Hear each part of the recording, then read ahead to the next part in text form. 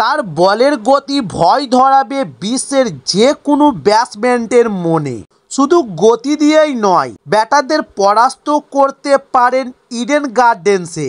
Bounce পিচে তিনি যে কলকাতা নাইট রাইডার্সের তিনি যে তুরুপের তাস হতে পারেন সে ব্যাপারে একমত বিশ্বের বিশেষজ্ঞরাই। তাই মনে করা হচ্ছে মিচেল স্টার্কের ফেলে যাওয়া শূন্যস্থান পূরণ করা সেরা লোকটিই তিনি। যদিও সেই অ্যান্ড্রিক নোকিয়াকে নিয়ে উদ্বিগ্ন ছিল কেকেআরের সমর্থকরা, কারণ চোট আঘাতে জর্জরিত ছিল নোকিয়া।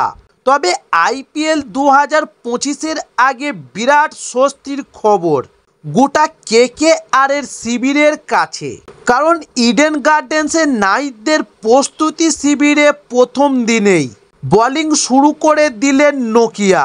পরিপূর্ণ গতিতেই বল করতে দেখা গেল তাকে। তবে নোকিয়ার বোলিং দেখে মনে হয়নি যে কোনো অস্তিত্ব রয়েছে কিংবা চোট এখনো ভোগাচ্ছে, বরং এবার টুর্নামেন্ট শুরুর আগে তাকে দেখে এবার অনেকেরই মনে হয়েছে নিজের মধ্যে বারুদের স্তব্ধ সাজাচ্ছে, যাতে টুর্নামেন্ট শুরু হলে বিপক্ষ শিবিরকে পেসের গোলাগুলিতে ঝাঁঝালো করে দিতে পারেন। তবে দক্ষিণ আফ্রিকার পেসার গত বছর জুন মাসে টি-20 বিশ্বকাপ খেলেছিলেন। তারপর থেকেই আন্তর্জাতিক ক্রিকেটের বাইরে চোট সারিয়ে মাঠে ফিরেছিলেন পাকিস্তানের বিরুদ্ধে সিরিজে, এবং তাকে দক্ষিণ আফ্রিকার দলেও রাখা হয়েছিল, কিন্তু নেটে বল করার সময় ফের আঙুল ভাঙেন। তখন দল থেকে বাঁহাতি ফাস্ট বোলার ছিটকে গিয়েছিল আবারও।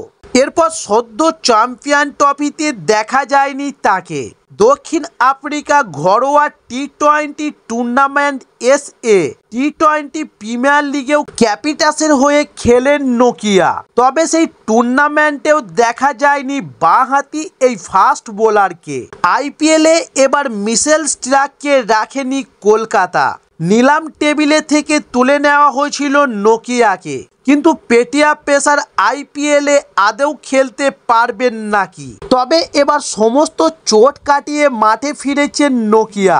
আর নাইট রাইডার্সের প্রস্তুতি শিবিরে প্রথম দিনেই ইডেন গার্ডেন্সে পেসের আগুন ঝরিয়েছেন। তাই প্রতিপক্ষ শিবিরের গোলাবর্ষণ শুরু বলে মনে হচ্ছে।